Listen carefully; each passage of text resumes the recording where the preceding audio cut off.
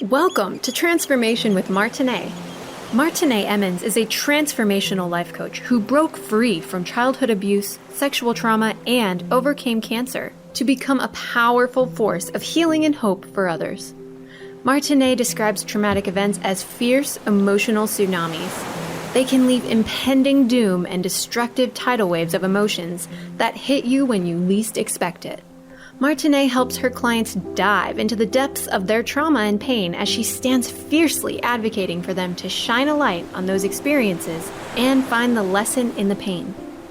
She serves as a beacon of hope that guides you to see the strength, lessons, and purpose that can be born from the pain. You can feel alive with purpose again when you awaken your dormant strength, step into your power with a sense of peace, and discover a new wave of hope with the right tools and support.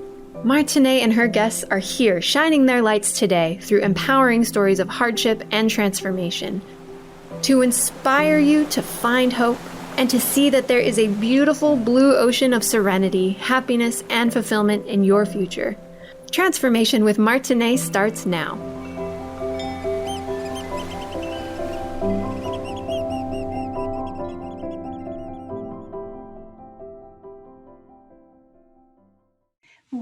Welcome everyone to Transformation with Martine, where we overcome everything and compromise nothing.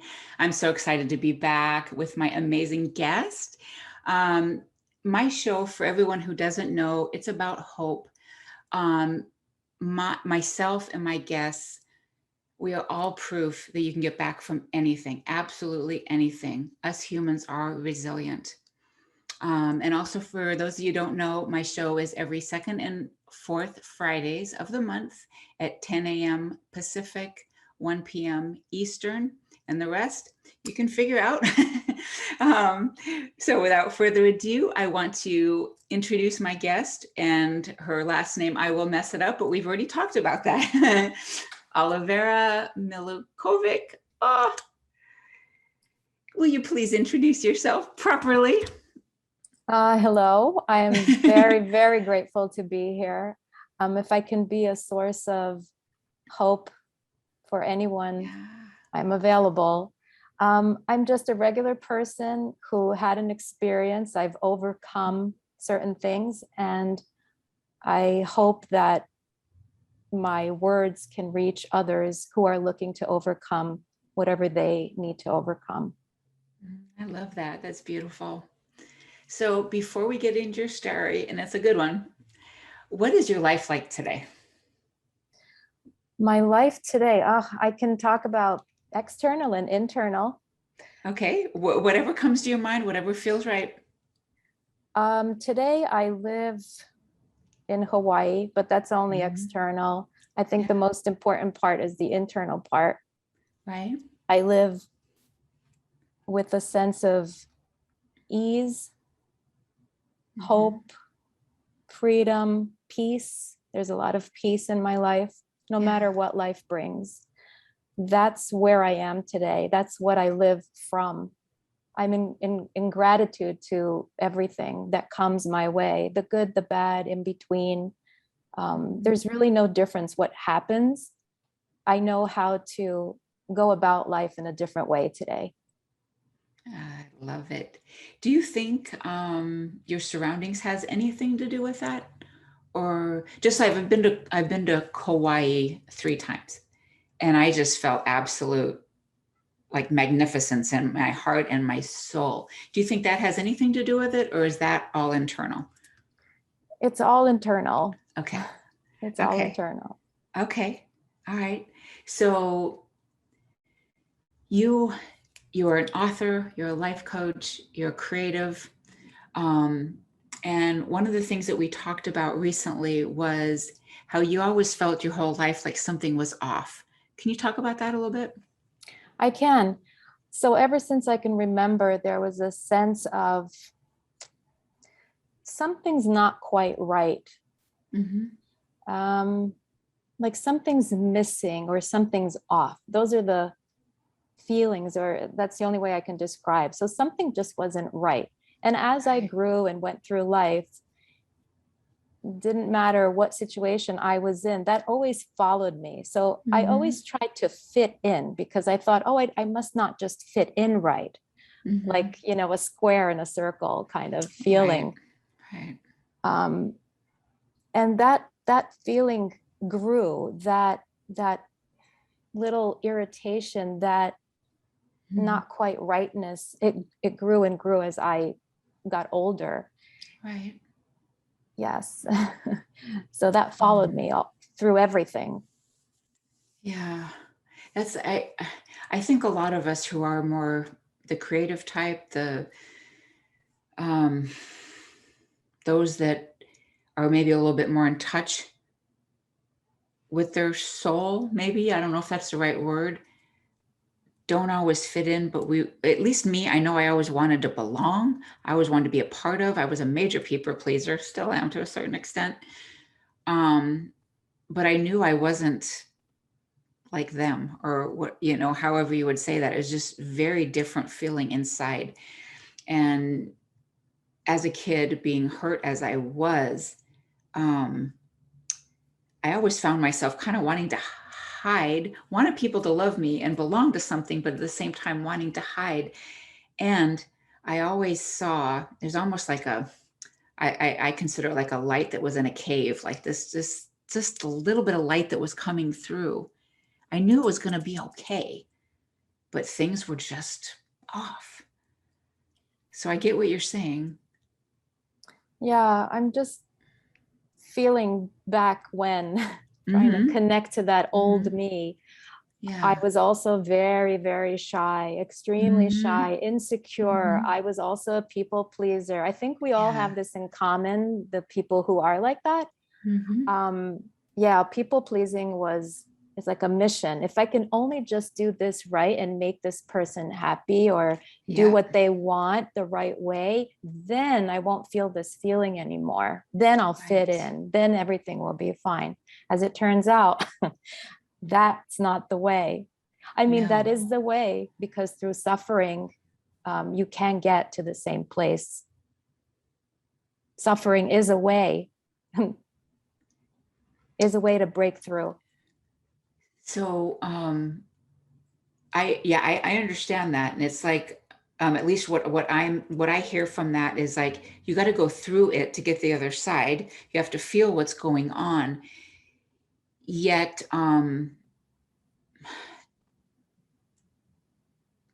does the suffering lead you there, or you go through it and then you like glean the lessons out of it?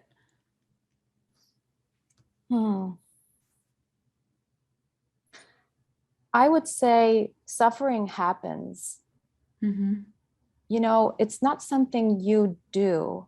It's something that just is. What happened, what's happening is something that's happening. You really have no control. It's not a doing. Right. You're just going through what's happening. I know it's hard to grasp, because we think we do everything. We're the ones that are making things happen, but it's not necessarily true. Things are happening regardless. For example, I don't want something to happen, okay? Let's say, certainly something unpleasant, I don't want that to happen. This is something that before I used to think like this, but it's either going to happen or it's not going to happen regardless what I think. Right. So it's really not something that we're creating. It's something that we're living. We're living through something. We're going to go through it no matter what, or we're not. It's life happening. Right. So what do you think then of, say, like Mike Dooley or some of these? I mean, our thoughts create form, right? No? Yes? No? Yes. Yeah, I believe they do. If we're always thinking bad things are going to come, they're gonna. Two things are happening. Life is happening, and then there are our thoughts about life. And we think human beings think that what we think is real. Mhm. Thoughts do create, but they create something that's not real. I think we There's have to go life. further into that. Yeah. What's in front of you is what's happening.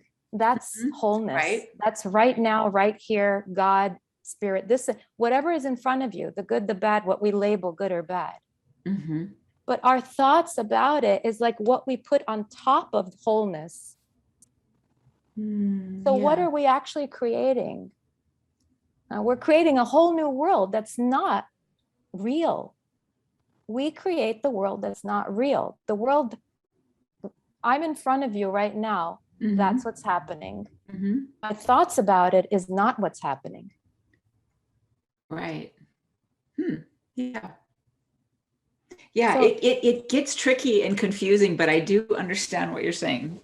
deep down, we all know Yeah. this. Deeper, if you feel it, that's why you say I kind of understand. Because deep down, we all know this.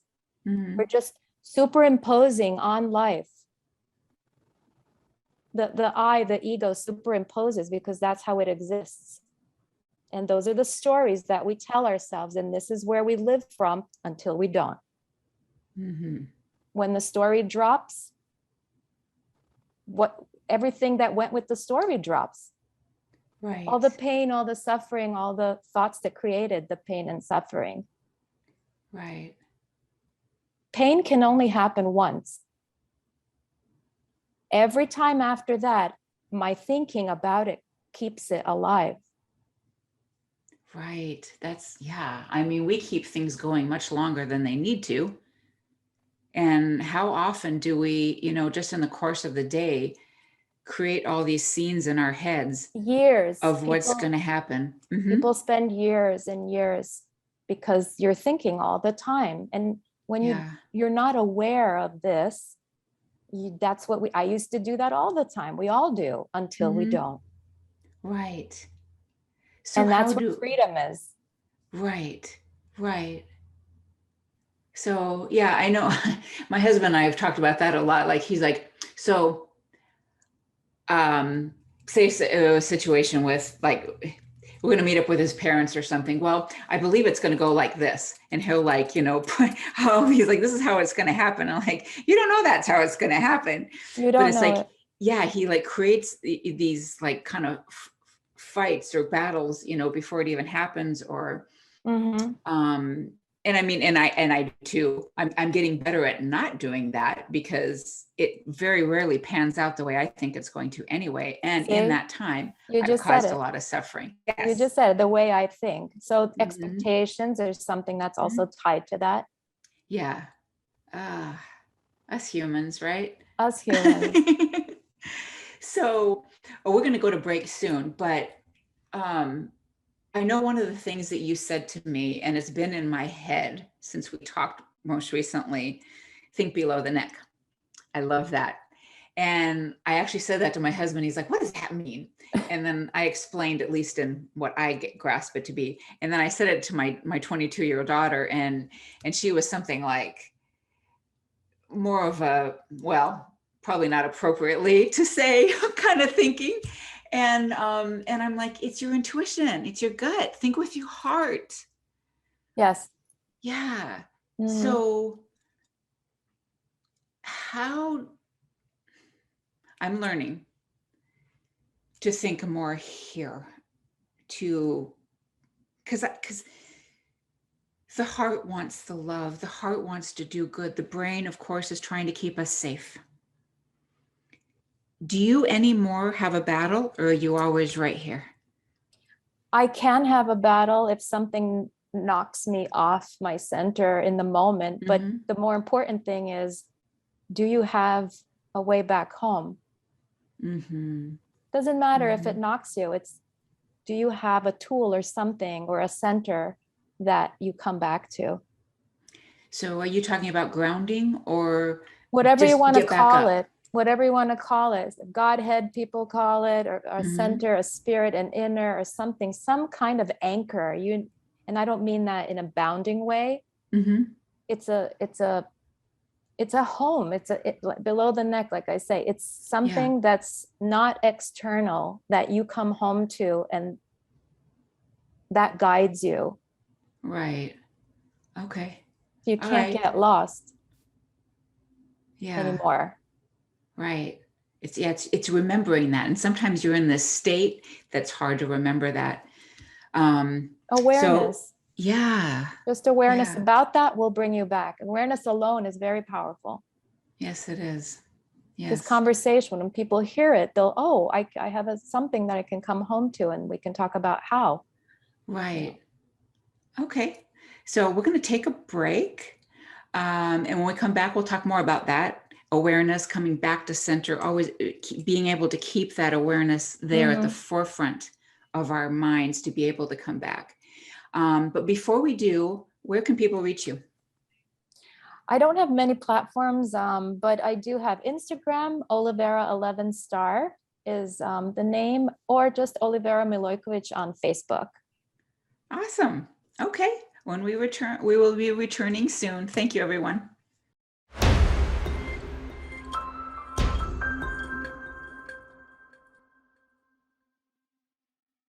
Welcome back, everyone, to Transformation with Martine, where we overcome everything and compromise nothing. My guest today is Olivera, and I will just leave the last name alone because she says it better than I do. So before our break, we were talking about anchoring or grounding, whatever it is that you use to get back to center, especially if you're in a bit of a worrisome mode, or if just the track is running and you're creating all kinds of craziness in your head. So Oliver, how do we can't stop our thinking, but how do we get back to God, to center? Okay. So when I had that moment, when that moment happened of realization or awakening, whatever you want to call it, I experienced what I'm going to describe next. It was an image of a hurricane, and a very, very large hurricane. And there was the eye in the center, that calm center where nothing, absolutely nothing moves. It was such a peaceful stillness. It's a feeling. I'm describing a feeling. It's complete stillness. Nothing moves. While all around there was chaos. Okay. So if you can imagine or feel that, that's what a center feels like. It feels like, for example, you're in a heated argument with someone. For me, when after I had that experience, when I would be in an argument, I'm giving an extreme example here. When I'm in a heated argument, the more the argument escalates, the more the stillness appears.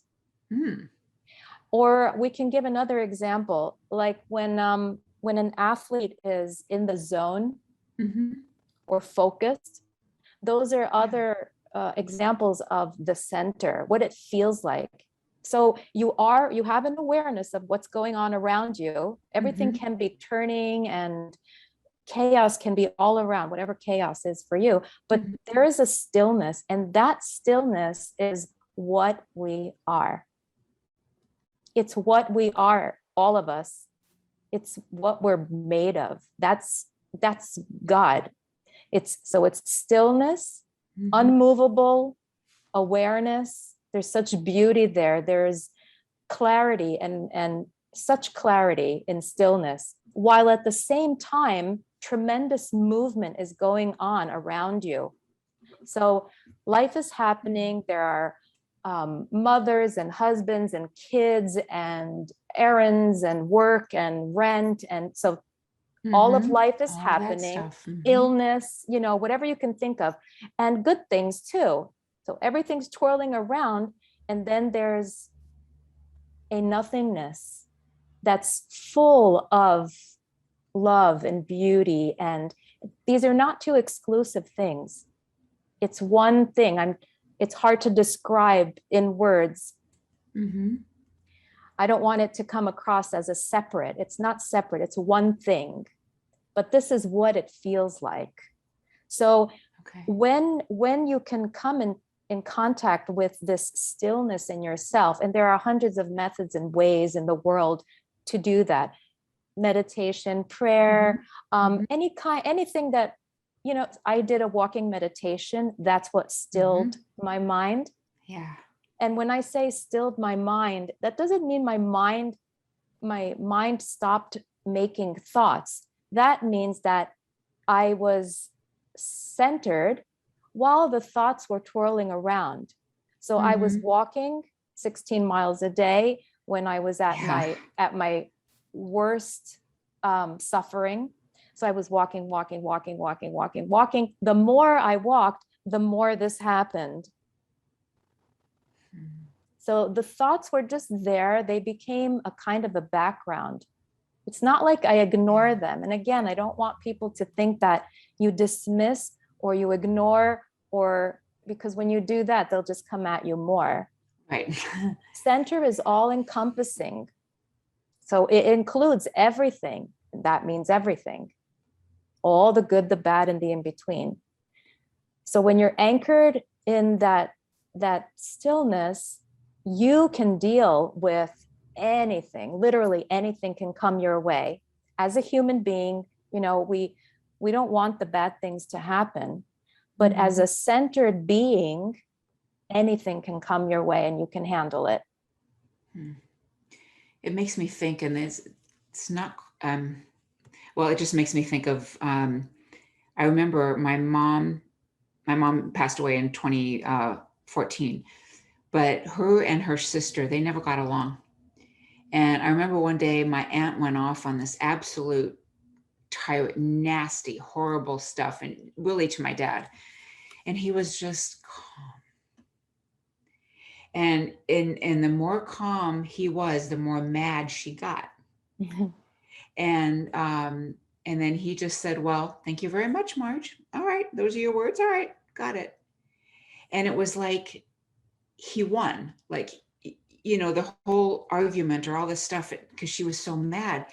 And it makes me think, if we can be calm like that, we can get through any type of situation. It's not like I'm not just saying like winning an argument. That's not the goal, but to remain calm inside like that. And which prompts the question, how do you remain? Exactly. How do you remain calm? As a human being, that's really hard, because something will pull you, your mind, it will pull you away. That means you'll start believing a thought, and that will stir that center. Right. It's when you believe a thought that center starts to wobble. If you don't believe your thoughts, your heart is at peace. Because they are just thoughts, right? They're just thoughts until you believe them. Then they become part of your story, which then entails emotions, on and on. That's what carries you away out with the tide. Yeah, and that's when the fears come in. And that's when we go on these domino humongous rabbit trails, right? Yes. So here's a reminder, an awareness about, at any moment, wherever you're caught up in your story, in believing, even if you believe it's completely true, yes, this is black. If you let go of that, you'll feel the calm. Yeah. So you can always bring yourself back. Just snap yourself out of it, just like walking a dog on a leash, and you pull it and his mind just, he's not looking at the squirrel anymore. He's over here. Yeah. So awareness does that. Just right. an awareness about a center and about believing thoughts. Even that bit will help. Right. Yeah, that's it. That's it. My husband and I are actually talking, a little vulnerable here, but we've had some doozy fights. And one of we were talking just this weekend and just saying, when we get into these places, we need to remember that awareness that we are together because we want to be, we are together because we love each other, we are, and that no one is trying to cause harm to the other. We're not trying to cause harm to the other. So that's like really important in any type of situation you're in, that, you are overall a peaceful being. You want to have that kind of peace. So remembering that, and part of my coaching practice, anchoring is a big thing.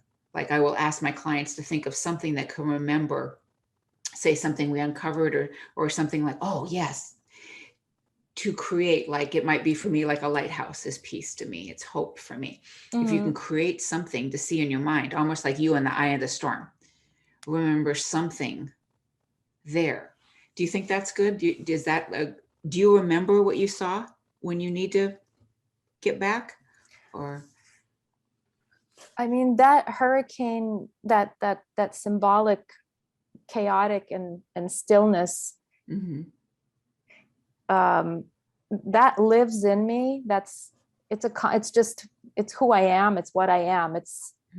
I feel that still in chaos as what I am. But I wanted to say, love always connects. The characteristic of love is connection. And if we're fighting and arguing, we're not connected. And that's why it doesn't feel good, because we're falling out of that love. Okay, we're not connected. So where am I not connected is something I ask myself. If I'm not feeling, if I'm arguing, so I'm not connected, where am I not connected? So to answer that question, I have to see, what stressful thought am I believing that's knocking me off? That's knocking me off my center, then that's creating the situation. You always have to bring it back to yourself. It's never about the other person, really. So right. that's a lot for the ego. It's a lot, but that's why you can piece by piece, thought by thought, just little bite sizes, you don't have to do the whole thing. Right. That's where the issue is. That's where the issue. If you want to rectify something, or that's where to look. Right. Within yourself, within your belief system. What am I believing right now?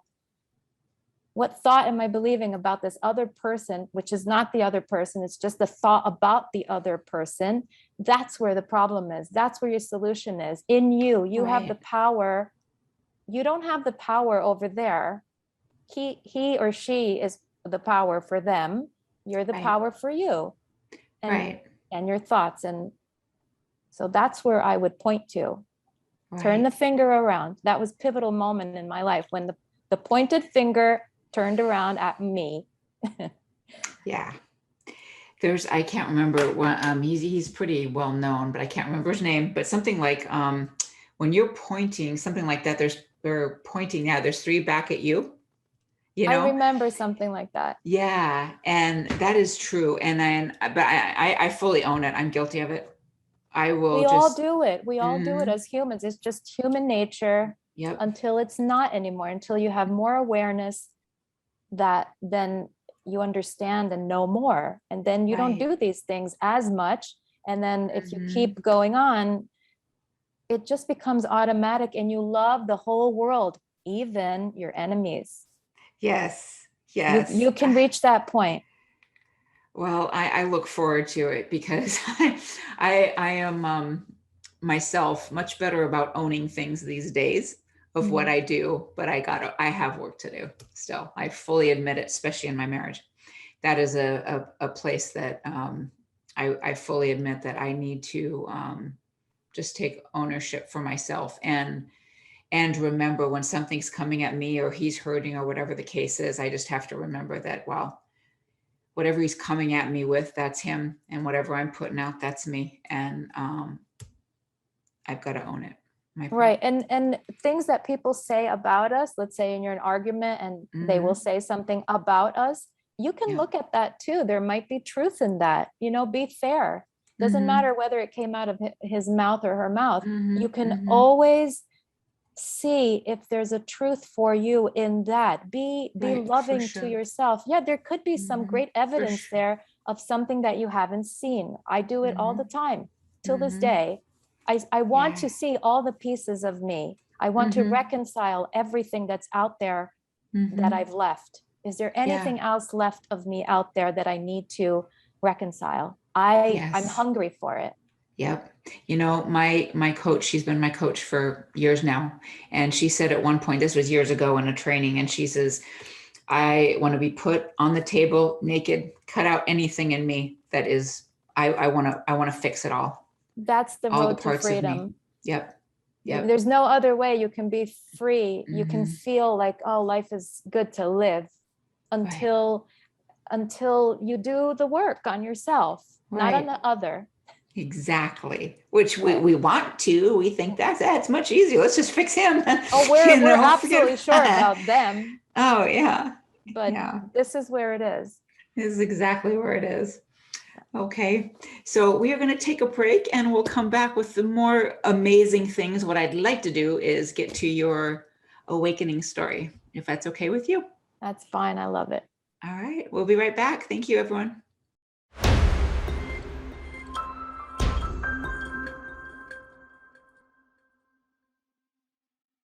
Welcome back, everyone, to Transformation with Martine, where we overcome everything and compromise nothing. My guest is Olivera today, and we are going to jump into her story. So you had as we've been talking about awakening and the peace that you felt, and walking 16 miles a day for meditation and trying to basically feel better and find a way back to you is how I interpret it. So tell us where you were at that time and how this awakening spiritual experience happened. Okay, so so I was, let's say, 38 at the time, and in Mhm. my exterior life, if you were to look at me at that time, I would be someone that you would label as someone who has everything. Oh, she has Mhm. everything, she's one of those people. She's got a marriage, children, she's got the house, the car, the trips around the world, and she has that and even more. So on the Mhm. exterior, everyone thought, oh, lucky her. On Yes. the interior, what was happening in me, I was the saddest I've ever been at Mhm. 38. I Mhm. was headed toward depression. I didn't know it at the time. Mhm. In hindsight, I see that now. So really, really, really unhappy inside, a feeling of dread. Like, what's the point? There's no purpose to all of this. Um, what is life really about? Like, what's the point if you have everything, but you feel bad? You're still not Mhm. in a good relationship with your husband or your daughter, or life is Mhm. just not working. What's the point? And I used to have these questions come up, like, what's the meaning of life? Why all of this? What's the point? And I think that just squeezed me so hard. So it has been going on, it had been going on, and then at 38 it just squeezed so hard, and I had already become what we call a seeker. Mhm. Didn't know what I was looking for, but I kind of thought there must be an answer out there to this. Like, what's the point of life? I'm going to find the answer to the point of life to make life easier. So I had started reading and searching. I didn't Mhm. know for what, but I was that.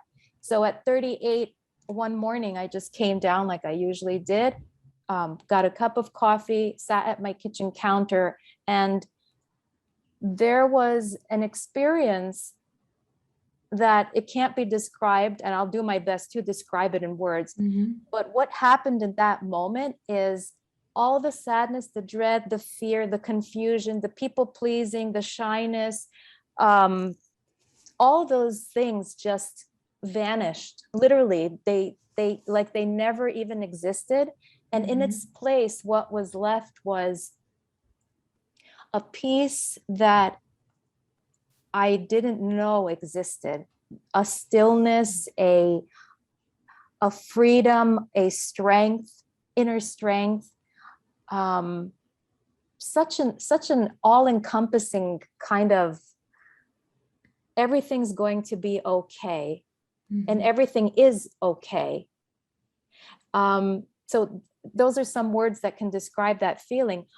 I also felt in that moment like someone had just pulled the rug out from under my feet, and there was no bottom, because I felt like I was in a vast, like a let's say someone just put you into outer space. You don't have a reference point.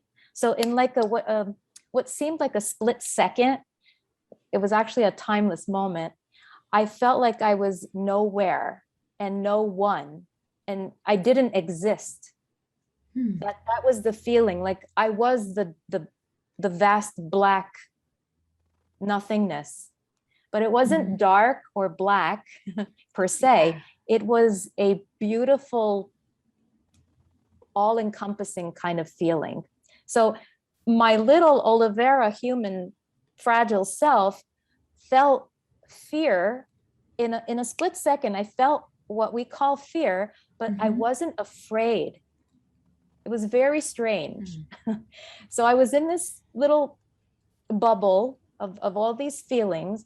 And when I came out of that moment, I wasn't the same person.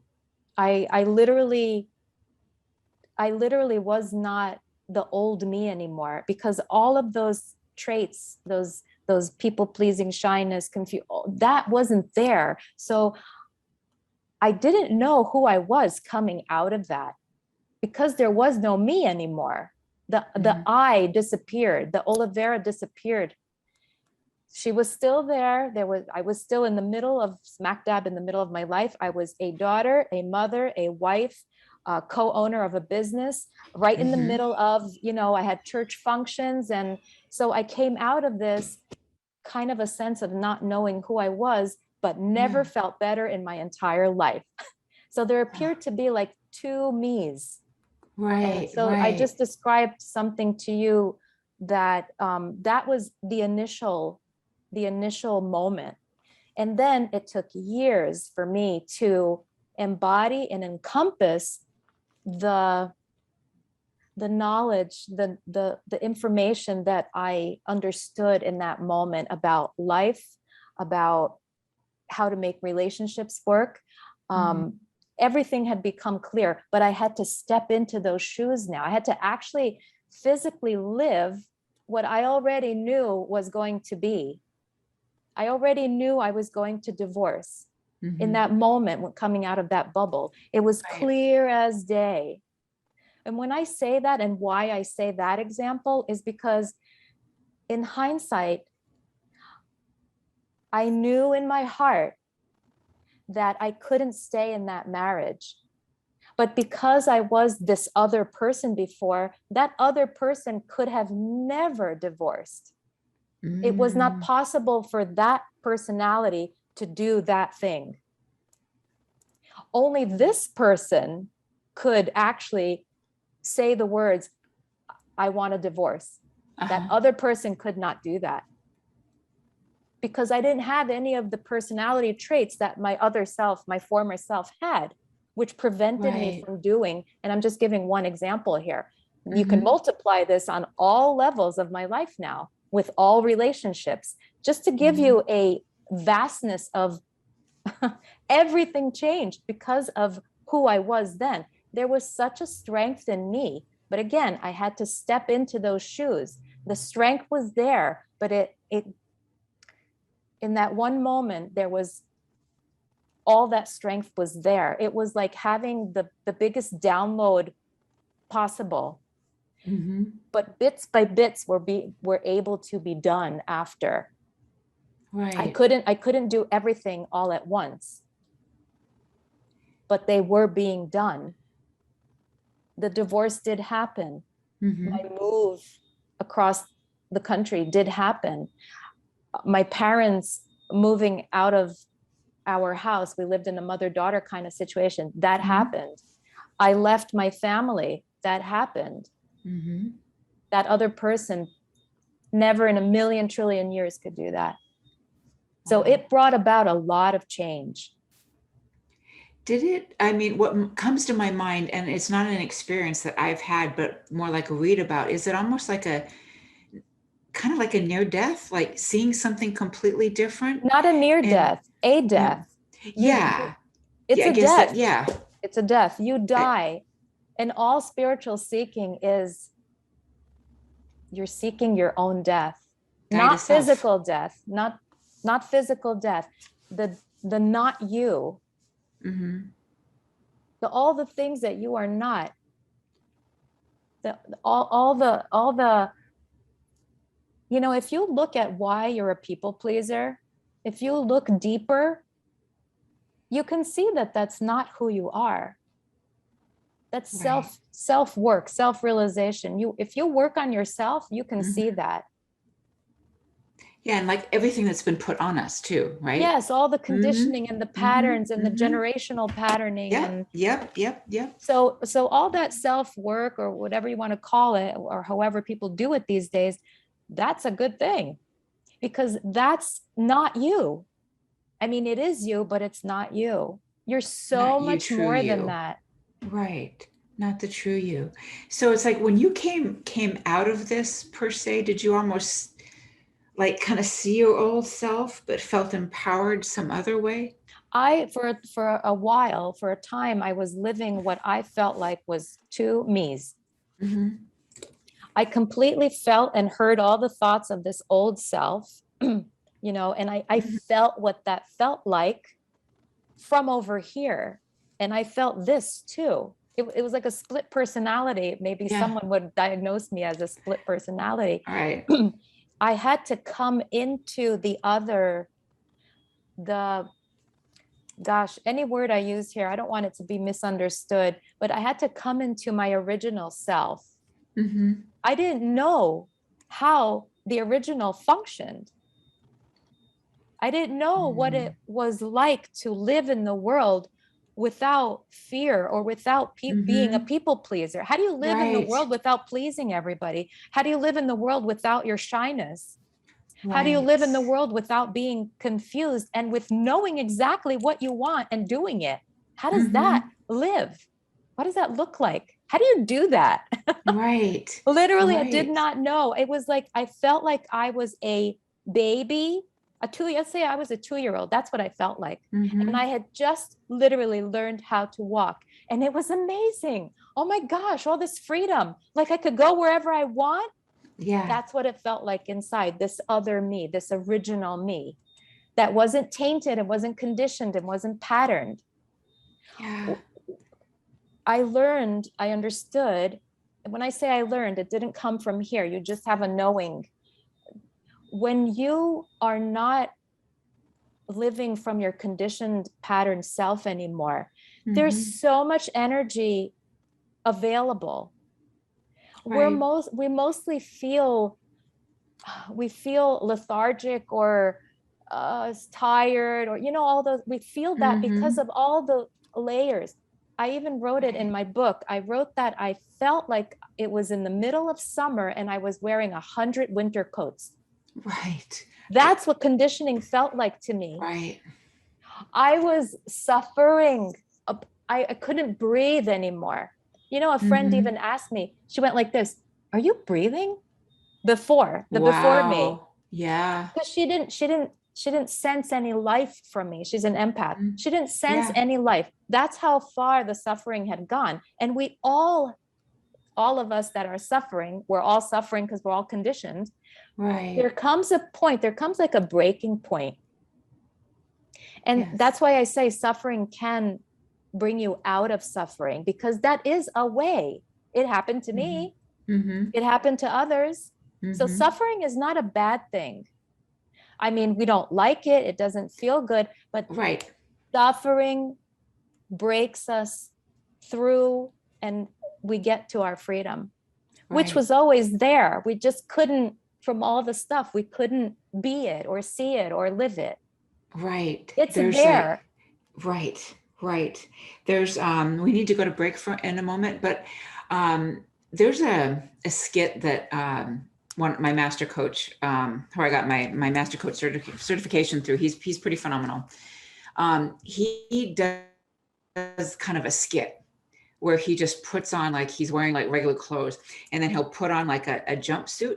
And this is what happened when, you know, I put on this layer when this person rejected me. And then he'll put on another one, and like sunglasses and all these things. And he keeps putting all these layers on.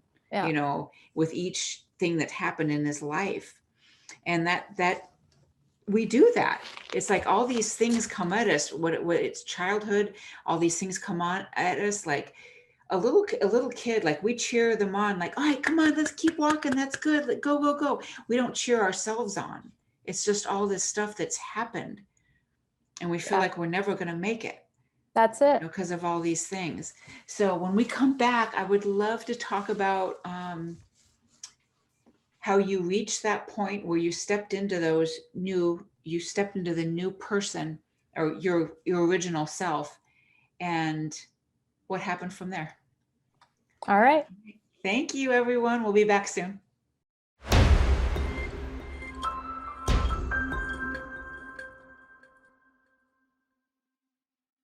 Welcome back, everyone, to Transformation with Martine, where we overcome everything and compromise nothing. My guest, Olivera, and I have been talking about awareness and breakthroughs and spiritual experiences.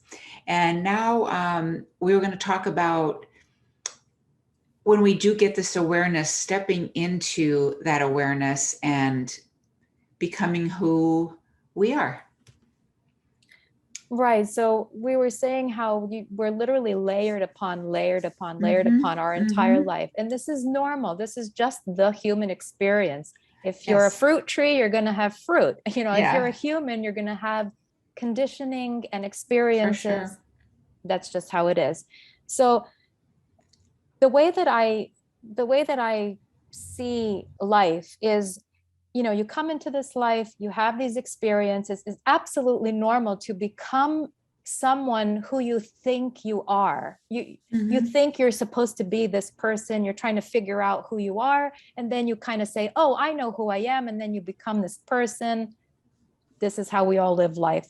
And then there comes a point, it can be any point in, let's say you live for 100 years, it can be anywhere on that 100 line. Yeah. For women, there is a particular spot, and that's midlife, where what you've built, if it's on false legs, it will want to crumble. And I don't mean you've built something that's wrong or bad. It's just you've been living your life like anyone else. And at midlife, whatever is not really you anymore will want to fall away naturally, because it's a natural portal there. Just like adolescence is a natural portal to become more of yourself. We're just stepping into the ego more, which is normal. This is like a stepping out. It's like the exit door before you exit, the big exit. Yeah. That's how I see it. So when we talk about this, and I love to talk about it because, again, it brings awareness to you, the listener, who may or may not be in menopause. And if you're a young person, you'll have that in the back of your mind when you are in menopause, whenever that is for you. So menopause, midlife is all about dropping the facade.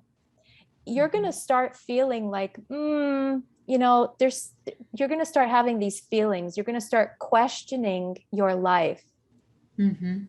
That's the beginning of what we call midlife. And that's actually, you're questioning, am I truly who I am? Or am I someone that I don't want to be? And I'm not that person anymore. You know, it's like a realigning. Let me realign with the center of myself. Who am I? You know, look into your integrity. Some people use that word. I use that word values too. Your values. There's an inner something in me. I choose to use the word integrity that is like a compass. So at midlife, if any time in life, if the inside is not matching the outside, or if let's say I want to say yes to you, but it feels like a no inside, and yes comes out of my mouth, it's gonna give me symptoms. It's gonna feel like I'm driving and pushing the brake at the same time. And that can make literal symptoms in my life. it can give me bodily symptoms. I can have an ulcer, or, it can create, because you're creating it by not being in sync with yourself. Compromising yourself, right? However you want to, I know everyone will understand this. Mm-hmm. You're compromising yourself. That's a great way to say it. And, don't put shame and guilt on yourself because you're doing this. Instead of those things, put awareness in its place. Say, oh, like, oh, that's what's going on. I'm just not aligned. Oh, okay. I'm going to realign myself. Let me sit here for a minute and just feel what's right for me. Okay. Okay. Tune in. That's why I say think below the neck. Tune into yourself. Be brutally honest with yourself. Don't run yourself over. Don't dishonor yourself. And if you do that, then you're a liar out there. You're actually a liar in the world, because you're not saying your truth. You're not truthful with people. Right. That's what creates a lot of people pleasing and all the other things. So staying true to yourself, like I said, in midlife, it just happens naturally. It'll start to want to crumble all the things that are off. Put yourself back in alignment with yourself, realign. And as soon as you start doing that, you'll start feeling these other feelings like, oh, that feels good. And you'll feel like there's more space in your chest, like you have double lung capacity, all of these feelings, energy, that'll all start coming in. And then when you finally do exit, I think that we can all leave in a more peaceful, loving way, because we've gotten rid of anything that's been bogging us down that will make us leave in a heavy, hard way. You're light. So you're just gonna just go away. When it's time, you're gonna leave in a lighter sense. Right. Yeah. I remember this was, I don't know how old I was, probably somewhere in my 20s. And I think I had my first child. So it would have been like, 28, 29. And I remember somebody saying, we were at a jewelry store, and she's like, I just want you to know what this is going to be like actual menopause and all that. And that actually, none of that happened to me until a couple of years ago. And I was so grateful to have that came in my head a lot. And I don't have any of the symptoms that she said. I've actually had a really easy time. I haven't really had any problems, but it's the whole thing that comes to you, like these things like, okay, am I really living the way I want to live? And I know since then, I've always I've had, and I still battle it, to be very honest, an eating disorder. And I worry about food a lot. I worry about things. And a couple of years ago, well, more than a couple of years ago, I really started focusing on what do I want, and not just like thinking about body image or any of that. What do I really want? And I started feeling better. And then those things kind of started healing, just because I started honoring myself. So that's what I would say to our guests today too, is really honor yourself. The more you start taking care of yourself and listening, the better everything is. And for everybody. Yes. What would be your last bit of advice before we close the show today? Oh gosh. Be true to yourself. Be true to your integrity. No matter what, the truth is stronger than anything else, and how they take it is not your problem. And I mean that in the most loving way. If you're truthful to yourself, that's all that matters, really. Yeah. Oh, I fully agree with you. I want to thank you so much for popping on here with me today. This has been so informative for me, and I know it will be for everyone else. You are a beautiful, bright light, and I am so glad you're part of my life. Thank you. It was a pleasure. Thank you so much. And thank you to all of our listeners today. And if you want to reach out to Olivera, please tell them where they can find you again. On Instagram, Facebook? On Instagram, Olivera 11, numeric 11 star. Yeah. Okay. And on Facebook, Olivera Milojkovic. And those are the two platforms. Awesome. Thank you so much. And you can find me at www.martineemmons.com. Thank you so much, everyone. Thank you for listening to Transformation with Martine. Did listening today spark a sense of hope and possibility? Hold on to this feeling and tune in every second and fourth Friday at 10 a.m. Pacific for more inspiring conversations with Martine and her guests. They will show you there is hope, and you are right where you need to be. Martine is dedicated to supporting you right where you are while launching you towards promise, passion, and possibility that leads to the fulfilled life your heart aches for. If you're tired of being stuck, schedule a complimentary consultation with Martine and get on the exciting path towards the life you want to be living. Visit martineemmons.com and make your appointment today.